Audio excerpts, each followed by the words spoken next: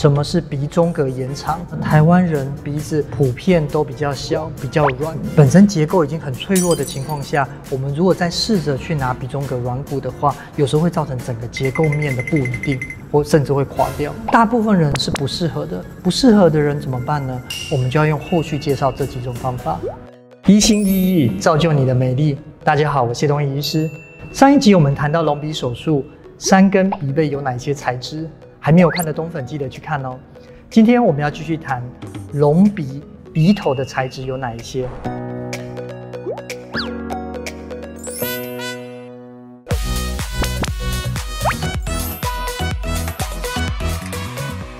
在说明鼻头该用什么材质之前，想跟大家先谈谈什么是鼻中隔延长，这个结构式隆鼻最核心的一个概念。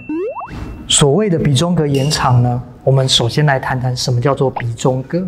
我们可以看到这个鼻子呢，不是应该要挺起来的吗？怎么不见了？实际上它这里不是不见了，它有一片软骨在这个地方。这一片软骨呢，就叫做鼻中隔软骨。好，这一片软骨其实大家摸得到哦，大家可以手伸进去鼻孔里面，再深一点的地方，2个鼻孔中间有一道有一点点弹性的墙，那就是鼻中隔软骨。所以我们呢，如果试着把鼻中隔延长的时候，其实就会改变我们鼻头的位置。那怎么延长它？其中一个方法呢，我们可以在这个鼻中隔软骨最墙角的地方，偷偷拿一小片出来，然后在这样的话，我们就可以在原本的结构下得到一小片软骨，我们就可以把这个软骨架在鼻头前面，看是要把鼻子变挺一点点呢，还做延长一点点呢？好，这就是所谓的鼻中隔软骨做鼻中隔延长。那如果今天呢，我的软骨呢本身比较脆弱一些，那我们可能也可以考虑从外来拿了一些软骨，类似自体肋软骨或异体肋软骨，架在这个原本的鼻中隔上，也可以得到一个很好的鼻中隔延长。这就是结构式隆鼻的核心概念，鼻中隔延长，来创造一个挺跟精致的鼻子。好，我们接下来针对这4种材料做进一步的分析。第一个呢，就是鼻中隔软骨。我们可以从深层的鼻中隔拿一些鼻中隔软骨做鼻中隔延长。那这样最大的好处呢，就是可以在这一个手术范围内就可以完成这个鼻整形。可是呢，台湾人鼻子普遍都比较小、比较软，所以在这种本身结构已经很脆弱的情况下，我们如果再试着去拿鼻中隔软骨的话，有时候会造成整个结构面的不稳定，或甚至会垮掉。所以我个人的经验上，大约只有30% 的人适合做这样的治疗，大部分人是不适合的。不适合的人怎么办呢？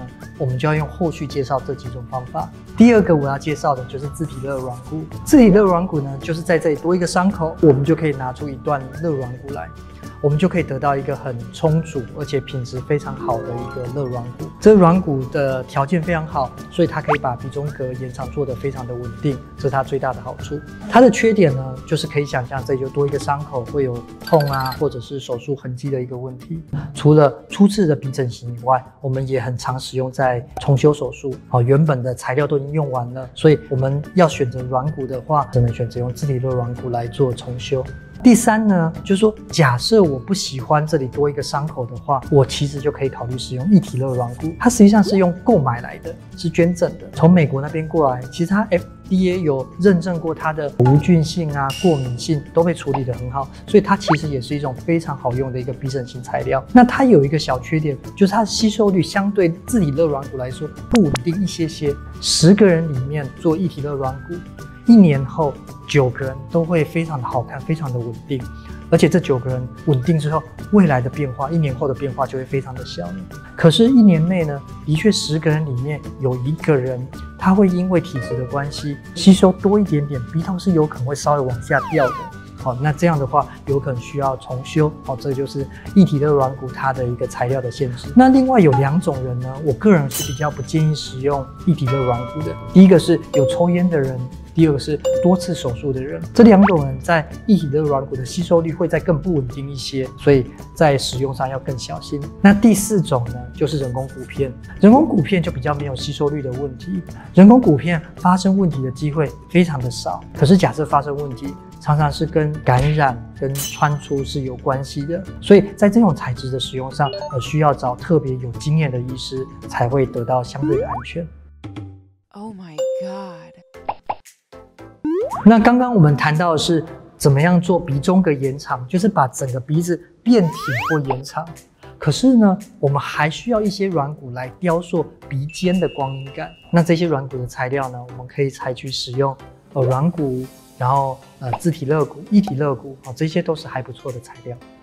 我个人最习惯的是，假设是初次隆鼻的人，我最建议的是用异体肋骨或自体肋骨做鼻中隔延长，然后可能搭配耳软骨来做鼻尖光阴感的雕塑因为耳软骨它有一个自然的弧度来创造这个鼻尖的光阴感，其实做的还蛮精致的。那如果是重修手术，尤其是前一次是做结构式隆鼻的话，因为组织已经被破坏了一定的程度，所以再次重修的话，我大部分会建议用自体肋软骨，因为这样整个结构的稳定性跟再次感染的机会其实是相对是最低的。